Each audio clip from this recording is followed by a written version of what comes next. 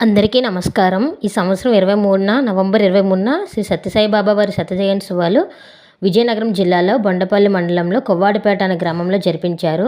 అయితే ఈ గ్రామం అనేది ఒక చిన్న మారుమూల కుగ్రామం అనమాట.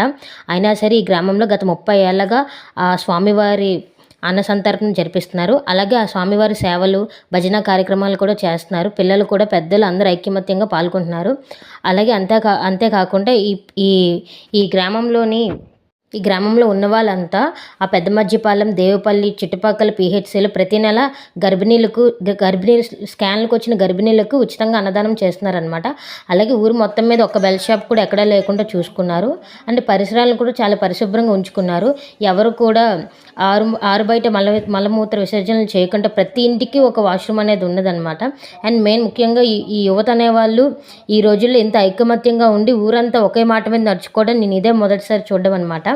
అలాగే ఈ కొవ్వాడిపేట అనే గ్రామం చిన్న ఊరైనా సరే నేటి తరానికి ఎంతో ఆదర్శంగా నిలిచిందనమాట.